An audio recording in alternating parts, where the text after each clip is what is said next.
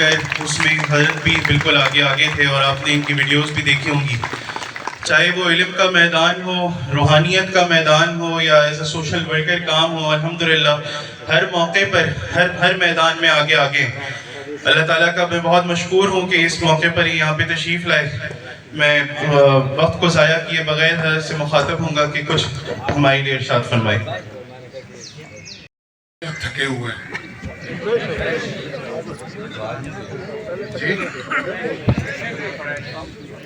جو یہ سمجھتا ہے کہ میں ابھی جوان ہوں ذرا بلند آواز سے جواب دے، تھکے ہوئے ہیں یا فریش ہیں؟ نحمد و نصلی و نسلم علی رسولہ الکریم، اما بعد، اللہم صلی علی سیدنا محمد وعلی آل سیدنا و مولانا محمد وبارک وسلم تسلیما کثیرا کثیرا۔ قابل صد احترام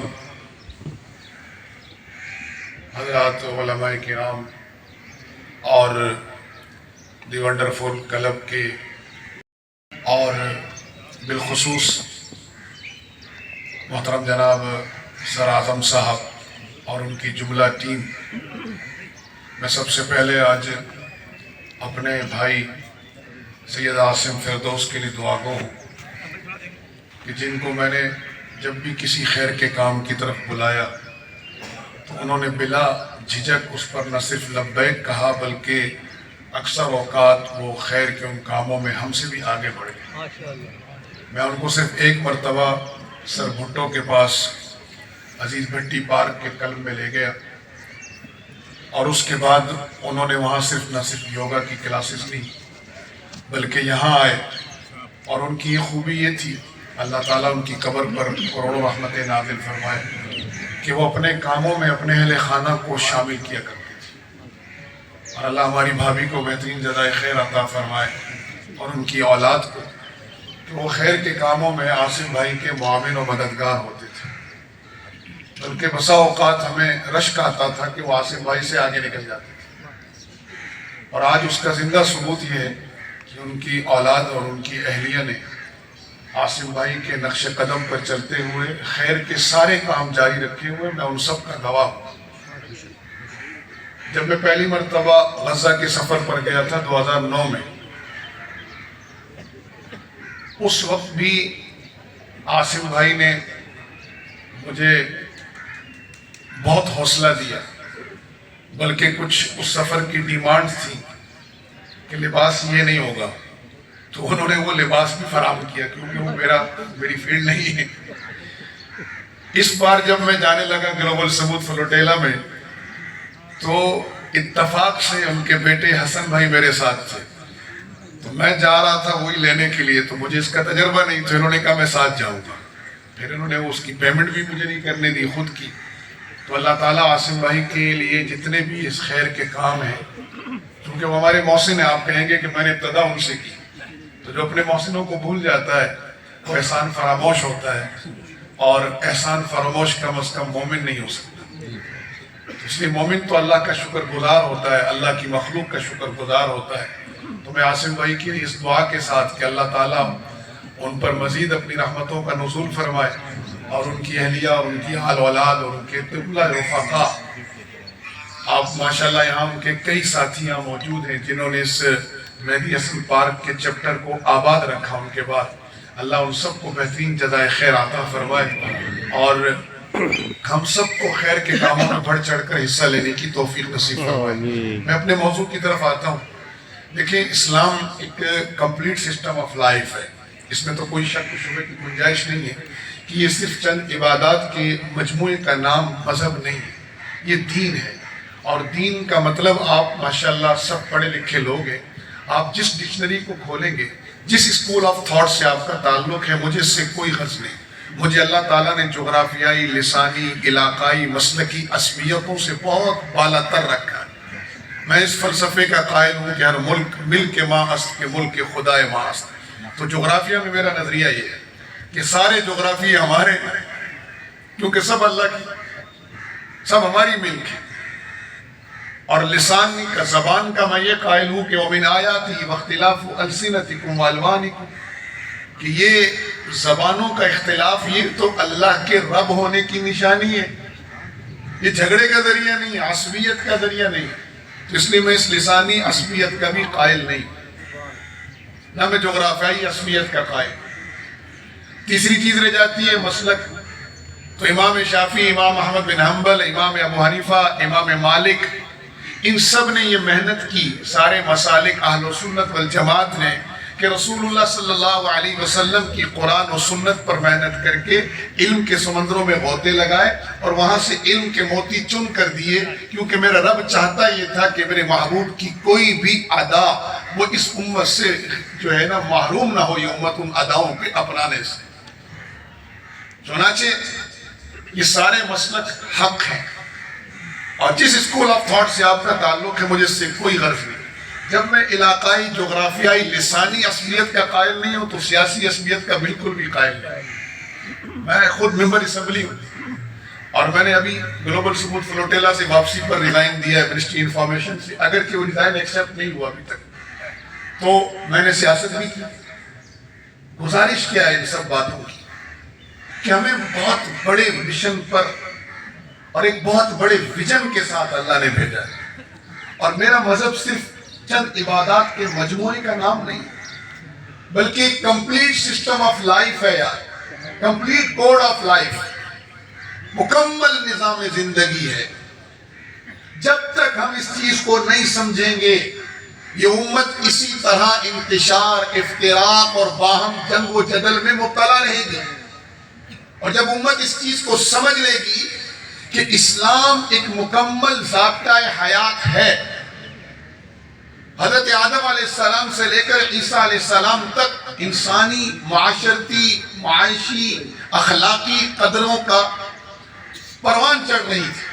جیسے جیسے معاشرہ ترقی کر رہا تھا، جیسے جیسے ڈیولپمنٹ آگے بڑھ رہی تھی، انسانی شعور آگے بڑھ رہا تھا، انسان ارتقاء کی منازل طے کر رہا تھا، ویسے ویسے آسمان سے ہدایات نازل ہو رہی تھی. چنانچہ حضرت موسیٰ علیہ السلام پر جو سورہ بنی اسرائیل میں 10 اصول بیان ہوئے، انہی اصولوں کا تتمہ اسلام ہے.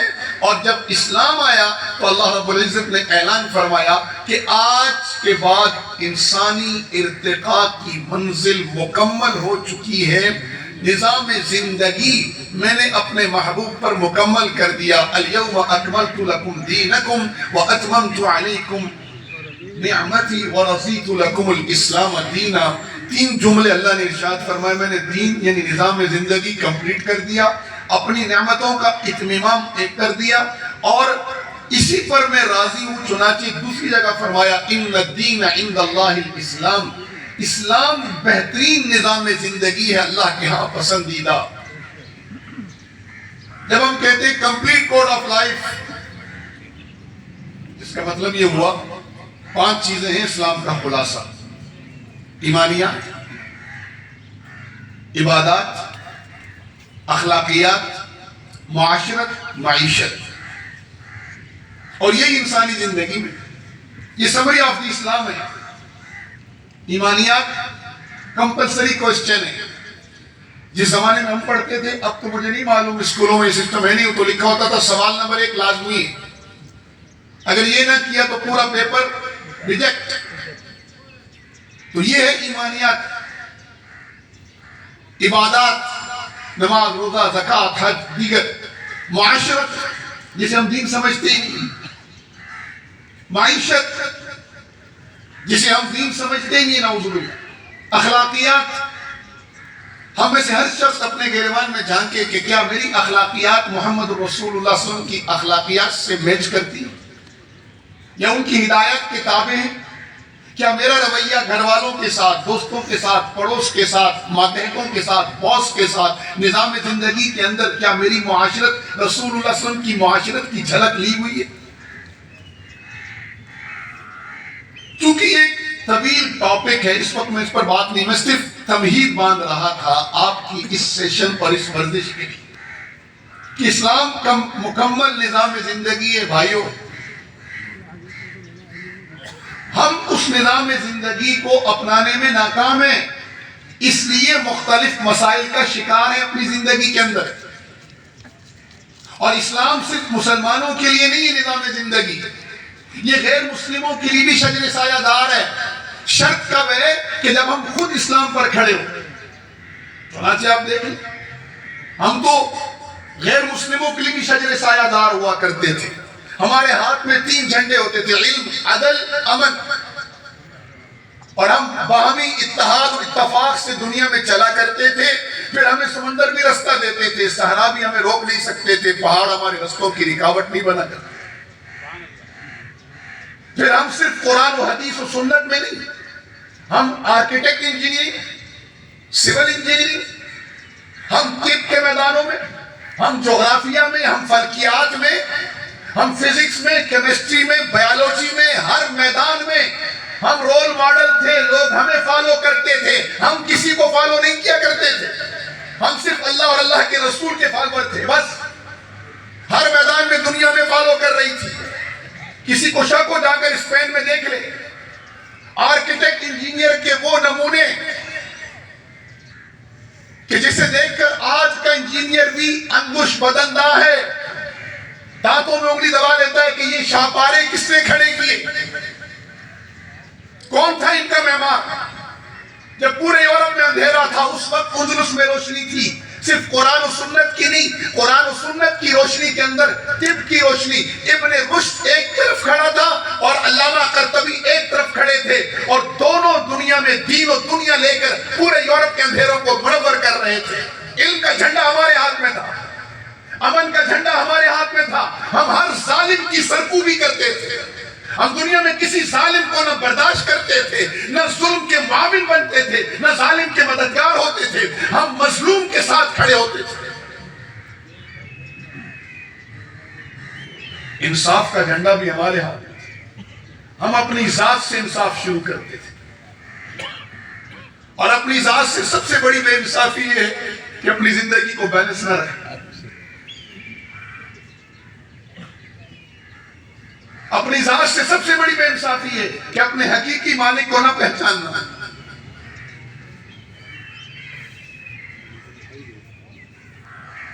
جب ہم کہتے ہیں کمپلیٹ سسٹم آف لائف، تو بھائی پھر انسانی زندگی میں تفریح بھی ہے، پھر انسانی زندگی میں جو فطرت کے جتنے بھی تقاضے ہیں وہ سب کے سب انسانی زندگی میں۔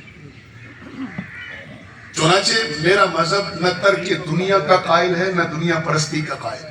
بس یہ جملہ سمجھیں، نہ ترک دنیا کے قائل ہیں نہ دنیا پرستی۔ دنیا پرستی میں یہود اتنا آگے گئے کہ انبیاء کو بھی نعوذ باللہ قتل کیا، اور آج انہی ظالموں کے نقش قدم پر موجودہ صہیونی زائنسٹ یہ لوگ، میں تمام یہود کو نہیں کہوں گا، میں اس لیے لفظ استعمال کر رہا ہوں صہیونی، کیونکہ میرے ساتھ ہمارے قافلے میں ساؤتھ افریقہ کے ایک یہودی تھے جنہوں نے اپنی جو ہے نا وہ شرٹ پر لکھ کے لگایا ہوا تھا کہ ساؤتھ افریقن جوش جو ہیں، یہودی جو ہیں، وہ فری فلسطین کے ساتھ ہمارے قافلے کا حصہ تھا، جنوبی افریقہ سے تھا۔ اس لیے میں کہہ رہا ہوں زائنسٹ صہیونی آج جس طرح ان کے بڑوں نے انبیاء علیہ السلام کو قتل کیا دنیا پرستی میں پڑھ کر، آج وہ دنیا پرستی کا شکار ہو کر نہ عورتوں کو چھوڑ رہے ہیں، نہ معصوم بچوں کو چھوڑ رہے ہیں، نہ وہ جناب کسی بوڑھے کو داڑھی کو معاف کر رہے ہیں، نہ وہ اسپتال چھوڑ رہے ہیں، نہ عبادت گاہیں محفوظ، نہ پناہ گزین کیمپ، حتیٰ کہ ہجرت کرنے والے قافلے بھی ان کے ظلم و ستم سے محفوظ نہیں ہیں۔ چنگیز خان اور ہلاکو خان کی روحیں بھی شرما گئی ہیں ان کے ظلم کے آگے۔ کیوں؟ کہ وہ ظلم پس پردہ تھا، چند لوگوں کے سامنے تھا، دنیا تک پہنچتے پہنچتے کہیں ہفتہ، کہیں مہینہ، کہیں سال لگتا تھا، جبکہ موجودہ ظلم کیمروں کے سامنے ہو رہا ہے، اور 2 ارب امت اور 7 ارب انسانیت اس ظلم کو دیکھ رہی ہے۔ جب استنبول میں کانفرنس تھی سفر سے پہلے، تو میں نے اس کانفرنس میں کہا تھا کیا اہل غزہ اور اہل مقبوضہ کشمیر یہ انسان نہیں ہے؟ جہاں آج دنیا ایک بٹن پر پیزا، برگر، نہاری، بریانی ایک کلک کرنے پر آپ کے گھر میں آتی ہے۔ گلوبل ولیج کا زمانہ، گوگل کا زمانہ، منٹوں کا زمانہ، سیکنڈوں کا زمانہ، اس زمانے میں آج بھی اہل غزہ روٹی کے لقمے کو ترس رہے ہیں۔ یہاں کتنے ڈاکٹر بیٹھے ہیں، ابھی چند دن صرف 4-5 دن ہوئے میں نے اپنے دانت کا نکلوایا تو وہ خول خراب چڑھ گیا تھا, اس خول کو ڈاکٹر نے نکالنا تھا. تو مجھے کہنے لگے کہ شاہ صاحب اگر آپ اجازت دیں تو میں بغیر سن کیے نکال لوں اس کو. میں نے کہا ٹرائی کرنے اگر مجھے تکلیف زیادہ نہ ہوئی تو. لیکن نیچے مسوڑا پورا گل چکا تھا, وہ میری غفلت کی وجہ سے کہ میں نے اس کو 1 سال تک دھیان نہیں دیا اپنی مصروفیت کے باعث. بس انسیٹ کھا لیتا, پین کلر کھا لیتا اور وہ اندر پک رہا تھا. تو جیسے انہوں نے اوپر سے وہ لگا کر اس کو ٹک کر کے کھینچنے کی کوشش کی, میری چیخ نکل گئی. آپ تصور کریں کہ دانت کا خول نہیں نکل رہا بغیر بیہوشی کے, بغیر سن کیے. آپ غزہ کے معصوم 200 سے زائد ڈاکٹر وہاں شہید کیے گئے اور وہاں معصوموں کے آپریشن ہو رہے بغیر اینستھیسیا کے. تصور کر سکتے ہیں یہاں بیٹھ کر اپنے بدن میں سوئی چبائیں اور پھر تصور کریں کہ بغیر اینستھیسیا کے معصوم بچے, عورتیں, بھوڑوں کے آپریشن ہو رہے ہیں, اعضاء کٹ رہے ہیں بغیر بے ہوش کیے.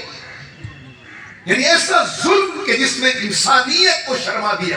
یہی وجہ تھی کہ اس قافلے میں 60% غیر مسلم تھے, 40% مسلم تھے.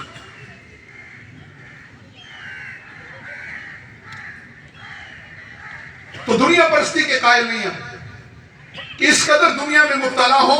چنانچہ آج بھی جو مسلمان دنیا پرستی میں مبتلا ہوتا ہے, آپ دیکھیں سگی بہن کا حق کھا جائے گا, بھتیجے کا حق کھا جائے گا, پڑوسی کا حق کھا جائے گا, پارٹنر کے ساتھ فراڈ کرے گا, سارا مال دبا دے گا اور جھوٹ بولے گا. یہ کیا, یہ دنیا پرستی ہے.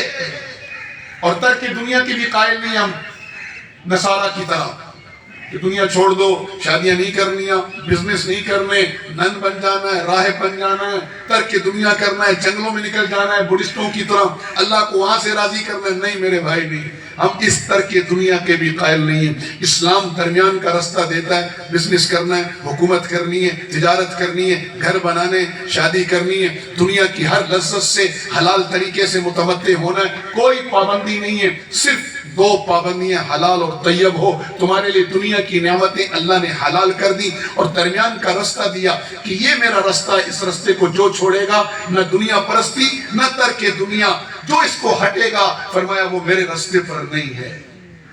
اتنا بیلنس دین ہے ہمارا, اتنا بیلنس. یہ ورزش بھی دین کا حصہ ہے. میں یہ تمہید بان کے اب آ رہا ہوں ٹاپک کی طرف. میرے آقا کریم صلی اللہ علیہ وسلم اس امت کو 5 کھیل دیے. آپ کو معلوم, ہمیں تو کھانے پینے کی سنتیں نہیں پتا, نماز کی نہیں پتا, کیونکہ ہم دین سے دور ہیں. ہمیں بزنس کے آداب سنت نہیں معلوم, پڑوس کے نہیں معلوم, ہمیں ورزشیں کہاں سے آئیں گی. اس لیے میں اکثر کہا کرتا ہوں جب کالج یونیورسٹی جاتا ہوں, اور میں آج یوگا والوں سے ناراض ہوں, شدید ناراض ہوں. سر اعظم صاحب ناراض نہ ہوئیے گا, میں آپ سے بھی ناراض ہوں, تمام چیپٹرز کے ہیڈ سے ناراض ہوں. کیوں؟ آپ کو یاد ہوگا کیوں ناراض ہوں. یاد ہے میں نے لاسٹ ٹائم کہا تھا, میں لاسٹ ٹائم تو نہیں آ سکا تھا, میرے خیال میں 3 سال پہلے میری آپ سے ملاقات ہوئی تھی. میں نے گزارش کی تھی کہ یار یہ بزرگ ہی بزرگ ہیں سارے. تو میں مانتا ہوں بزرگوں کا ہوش بہت ضروری ہے. میں بالکل, اللہ معاف فرمائے, میں کسی کی رسپیکٹ کو کم نہیں کر رہا ہوں, بلکہ میں نے کہا نا بیلنس ہے. ہمیں تو اسلام میں سکھایا گیا بڑوں کے ساتھ احترام. من لم یوقر کبیرنا فلیس منا, جو بڑوں کا احترام نہیں کرتا اللہ کے نبی نے فرمایا وہ ہم میں سے نہیں ہے. اور من لم یرحم صغیرنا فلیس منا, چھوٹوں پہ شفقت نہیں کرتا وہ ہم میں سے نہیں ہے. اب یوگا والوں نے سب بزرگوں کو جمع کر لیا, صحت ضروری ہے, کیا نوجوانوں کے لیے ضروری نہیں؟ میں نے ان سے کہا تھا کالج یونیورسٹی جائیں اور وہاں ورزش کے سیشن کرائیں تاکہ آئندہ کم از کم ریشو یہاں 50-50 کا تو ہو. تو مجھے وہی ہے 50-50 تو نہیں ہے, یہاں تو 90-10 کا ریشو نظر آ رہا ہے. اتنی ریسرچ کی کہ ہم نے اس میں نئے راستے کھولے. چنانچہ ابن سینا, فارابی, ان لوگوں نے نئے راستے کھولے. 8ویں صدی عیسوی سے لے کر 13ویں صدی عیسوی تک میڈیکل کی دنیا پہ ہمارا راج رہا. 13ویں صدی عیسوی سے لے کر 18ویں صدی عیسوی تک ہم سوئے رہے, غفلت میں پڑ گئے. 18ویں صدی عیسوی سے 21ویں صدی تک اب اس دنیا پر یورپ کا راج ہے. تو میں نے عرض کی تھی کہ بھائی جیسے طب یونانی کو ہم نے اسلامی کر لیا، اتنی ریسرچ کی کہ طب یونانی پیچھے چلی گئی اور ہمارے حکماء، ہمارے ڈاکٹر، ہمارے لوگ اس میں آگے بڑھ گئے، ایسے یوگا پر آپ اتنی محنت کریں۔ دیکھیں ذہن سازی کرنی پڑتی ہے۔ میں ایک نعرہ لگاتا ہوں پوری دنیا میں کہ وی آر امہ، عربی میں میرا نعرہ ہے نحن الامہ، اردو میں ہے ایک امت ایک آواز لا الہ الا اللہ۔ یہ میرے ماٹو ہیں، یہ میرے نعرے ہیں۔ تو مجھے بعض ساتھی کہتے ہیں مولانا یار یہ بڑا مشکل ہے اس جغرافیائی، لسانی، مسلکی عصبیت کے ماحول میں ایک امت ایک آواز کہاں سے آئے گی؟ تو میں کہتا تھا آئے گی، اور میں 9/11 کے بعد سے یہ نعرہ لگا رہا ہوں۔ تو جب ابھی گلوبل ثبوت فلوٹیلا میں گیا تو وہ لڑکی جس نے دنیا کے 44 ملکوں کے لوگوں کو جمع کیا، اس کی عمر صرف 23 سال ہے۔ تو مجھے بڑا حوصلہ ملا، میں نے اپنے ساتھ والوں کو کہا اگر ایک خاتون 23 سال کی عمر میں غزہ والوں کے لیے وہ کچھ کر سکتی ہے جو ملک نہیں کر سکے، تو ہم بھی محنت کر کے اس امت کو ایک آواز اور ایک امت بنا سکتے ہیں۔ کوئی ناممکن نہیں ہے دنیا میں۔ ایک زمانے میں 1980 کی دہائی میں لوگ حفظ قرآن مجید کرنے کو اتنا اہم نہیں سمجھتے تھے، حفظ کا اتنا ماحول نہیں تھا۔ ایک مسجد میں 1-2 حافظ ملا کرتے۔ حضرت مفتی جمیل خان صاحب رحمۃ اللہ علیہ، اقرا کے بانی اور موجودہ انڈس ہاسپٹل کے جو آنر ہیں، جو چیف ایگزیکٹو ہیں، ڈاکٹر عبدالباری خان کے بڑے بھائی جمیل خان صاحب نے ایک محنت شروع کی اہل کراچی میں، اقرا روضۃ الاطفال کے نام سے۔ اب تو مطلب دو نمبر تو میں نہیں کہوں گا، یعنی ان کے ہم نام کئی نکل آئے ہیں، لیکن اصل اقرا نے ایک محنت کی اور وہ ایلیٹ کلاس میں کی، انہوں نے کراچی کی، بزنس مین طبقے میں کی، اردو سپیکنگ طبقے میں کی، میمنوں میں، ہر ایک میں کی۔ نتیجہ یہ نکلا کہ ایک وقت یہ آیا کہ اقرا میں داخلہ نہیں ملتا، پینڈنگ میں بچوں کے نام چل رہے ہوتے تھے، 2 سال ویٹنگ چل رہی ہے بھائی، بچہ پیدا ہوا لوگ نام لکھا رہے ہیں۔ اور آج کی بھی بات بتا رہا ہوں، 2001 میں انہوں نے اپنا ایک فنکشن کیا جیسے آپ کر رہے ہیں، تو اس فنکشن میں اس زمانے میں 10,000 حفاظ ان کے فارغ التحصیل جمع ہوئے تھے۔ تو سر ذہن سازی کرنی پڑے گی، کمیونیکیشن گیپ ختم کرنا پڑے گا، آپ کو ویلکم کرنا پڑے گا ینگ جنریشن کو۔ تو میری گزارش کیا ہے کہ 5 کھیل میرے آقا دے کر گئے تھے اس امت کو۔ آپ اندازہ کریں کتنا دین فطرت ہے یار۔ ہم اتنی نالائق امت ہیں، اتنے نالائق امت ہیں کہ ہم رسول اللہ صلی اللہ علیہ وسلم کی اخلاقیات، نظام زندگی، معاشرت، دین، عبادات، ایمانیات کو تو چھوڑے، ہم ان کھیلوں کی بھی حفاظت نہیں کر سکتے۔ پھر یہ وہ کھیل نہیں ہے کہ جو زمانے کے ساتھ ختم ہو جائیں۔ مثلا ایک زمانے میں ہم کراچی میں پٹھو گرم کھیلتے تھے، ابو کھیلتا ہے جی، چھپن چھپائی کھیلتے تھے، ہم کو ابو کھیلتا ہے، گھوڑا شاہ جمال کھیلتے تھے، ابو کھیلتا ہے۔ تو ہمارے گیم تو ختم ہو گئے نا، ہمارے سامنے ختم ہو گئے، ہماری آنکھوں کے دیکھتے دیکھتے ختم ہو گئے۔ لیکن میرے آقا نے جو کھیل دیے، آپ اندازہ کریں آج بھی وہ 5 کھیل اولمپک گیمز کے ٹاپ 15 گیم میں سے۔ کرکٹ تو چند ملک کھیلتے ہیں نا، کتنی ٹیمیں کرکٹ کی؟ اولمپک گیم میں دنیا کے 240 ملک حصہ لیتے ہیں۔ پتہ چلا کہ وہ اصل گیمز ہیں جس میں پوری دنیا شریک ہوتی ہے، اور ان میں سے بعض گیم ہوئے جو ٹاپ 5 میں، بعض ٹاپ 10 میں، اور 5 ٹاپ 15 میں۔ بلکہ ان میں سے بعض کھیل وہ ہیں کہ اگر وہ برطانیہ میں شاہی خاندان کو نہ آتے ہو تو ان کے سر پر تاج شاہی نہیں رکھا جا سکتا۔ یہ رونا ہے ہمارا، ہم کھیلوں کی حفاظت نہیں کر سکے۔ اور مجھے بڑا افسوس ہوتا ہے کہ پچھلے اولمپک گیم میں ان 5 کھیلوں میں ایک بھی مسلمان گولڈ میڈلسٹ نہیں تھا، سب نان مسلم تھے۔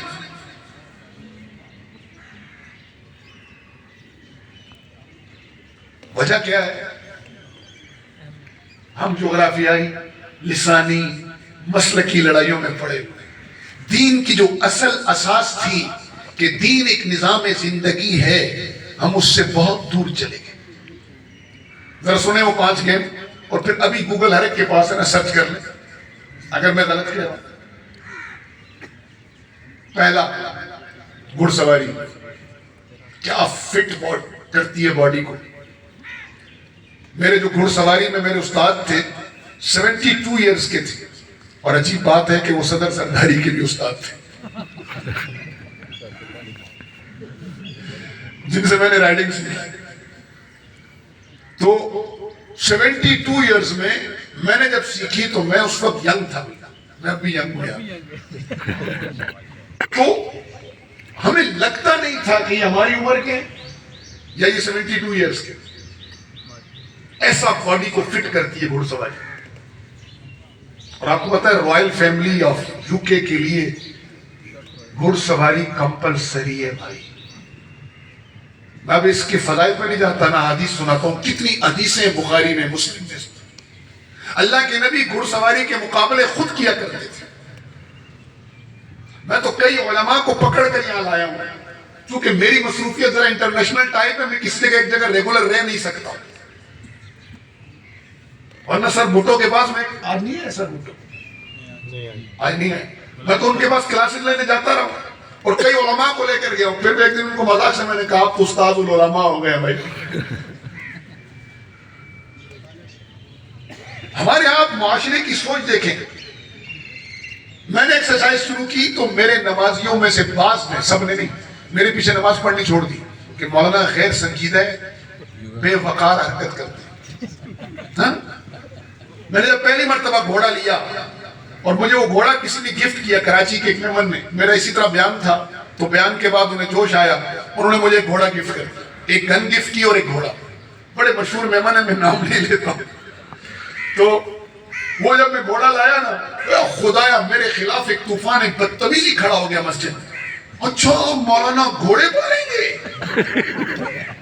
اور آپ کو پتا ہے الحمدللہ اس وقت کراچی میں پرائیویٹ رائڈنگ کلب میں اور ہارس کلب میں الحمدللہ شاید میں اکیلا مولوی ہوں گا جس کا اپنا رائڈنگ کلب ہے. کراچی ہارس لور کے نام سے.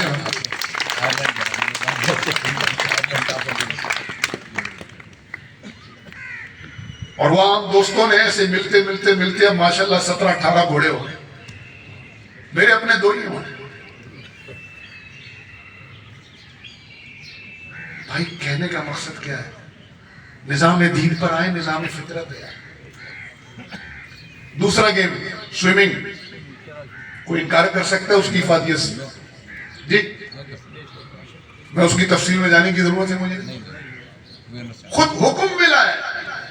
حضرت عمر ایسا خلیفہ آرڈر جاری کرتے تھے اپنی اولادوں کو سوئمنگ سکھاؤ, اور یہ واحد چیز ہے جو میں نہیں سیکھ سکا, اور میں اس گلوبل سموت فلوٹیلا میں بہت پچھتایا سر. اچھا میں آخر بس کروں گا وہ کس سے, کیونکہ اگر ٹائم ہوگا تو ٹھیک ہے ورنہ نہیں کروں. تیسرا گیم مجھے یاد دلائیے گا میں کیوں پچھتایا. تیسرا شوٹنگ. آپ دیکھ لیں جو شوٹر ہے اس کی قوت ارتکاز, سانس پر گرپ, فوکس, ایم, کیا اس کا ٹارگٹ پر نظر ہوتی ہے, کیا باڈی میں اس کی سکون اور اطمینان ہوتا ہے. کیونکہ بے اطمینان باڈی تو نشانہ لے ہی نہیں سکتی. نشانہ لینے کے لیے میں نے جب شوٹنگ سیکھی تو پہلا سبق تھا درست چیز کے لیے درست سانس ضروری ہے. اور یوگا کرتی کیا, سانس کی مشقیں کرائی. اللہ کے بندو ہر چیز کو لے آؤ نا ادھر اور امام بن جاؤ اس فن کے. نا ہم امام تھے بھائی دنیا میں تمام فنون کے. رائل آرمی کی شرائط میں سے ہیں کہ شاہی خاندان ڈیوٹی دے گا جنگ میں, شوٹنگ سیکھے گا. چنانچہ چارلس سے لے کے موجودہ کیا نام ہے اس کا جو پرنس ولیم ہیری, ڈیوٹی نہیں دی اس نے یہاں کر ہمارے پڑوس میں. اتنے فضائل ہیں شوٹنگ پر, اتنے فضائل ہیں نشانے بازی کے کہ میں اگر یہاں سنانا شروع کروں بخدا میں رائٹ لیفٹ نہ جاؤں, صرف حدیثیں پڑھوں اس کا ترجمہ کروں تو پورا دن گزر جائے گا. اتنا اللہ کے نبی نے اس کو فوکس کیا. فرمایا میری نہیں تمہارے باپ ابراہیم کی بھی سنت ہے. فرمایا نشانے بازی کرو. ایک مجلس میں گئے تو انصار اور مہاجرین شوٹنگ کی پریکٹس کر رہے تھے نشانے بازی کی. اللہ کے نبی نے فرمایا نشانے بازی کرو, اور ایک گروپ کے ساتھ کھڑے ہو گئے تو دوسرے گروپ نے اپنی شوٹنگ روک لی, نشانے بازی کی مشق روک لی. اللہ کے نبی نے فرمایا رک کیوں گئے؟ تو یہاں سے پتہ چلا ادب بھی تھا، احترام بھی تھا، اور اپنے مشن کے ساتھ لگاؤ بھی تھا۔ آج ہم نے ادب احترام کہاں رہا؟ ہم آج اختلاف نہیں کرتے، مخالفت کرتے ہیں۔ خیر یہ الگ ٹاپک ہے، چھوڑیں سے۔ تو صحابہ نے فرمایا جدھر آپ ہوں گے ادھر ہمارا تیر نہیں چلے گا۔ اللہ کے نبی نے فرمایا میں تم سب کے ساتھ ہوں، نشانے بازی کر، اور فرمایا کہ یہ ہدف کے درمیان جو آپ چلتے ہیں ہر قدم پر فرمایا ایک نیکی ہے۔ تیسرا ہو گیا۔ چوتھا ریسلنگ۔ سر باہر رہتے ہیں، ہمارے پاس ایک بھولو تھا، ایک رستم تھا، ایک گاما تھا، اس کے بعد کوئی نہ رستم، نہ کوئی بھولو، نہ کوئی گاما۔ اب امریکہ میں کتنے پہلوان ہیں پتہ؟ گوگل پہ سرچ کریں۔ میں نے کچھ عرصہ پہلے کیا تو 10,000 ریسلر تھے میرے پاس، 10,000 ریسلر۔ میرے نبی نے خود کشتی لڑی ہے عرب کے سب سے مشہور پہلوان ریکھانا سے، اور تینوں مرتبہ اس کو شکست دی، تینوں مرتبہ۔ پہلا راؤنڈ بھی جیتا، دوسرا بھی جیتا، تیسرا بھی جیتا۔ اور جب میں وہ پش اپ لگاتا تھا نا تو ہمارے غیر سنجیدہ آدمی ہے، جس کی پیچھے نماز نہیں ہوتی ہے، ڈنڈ پھیلتا ہوتا۔ آپ اندازہ کریں۔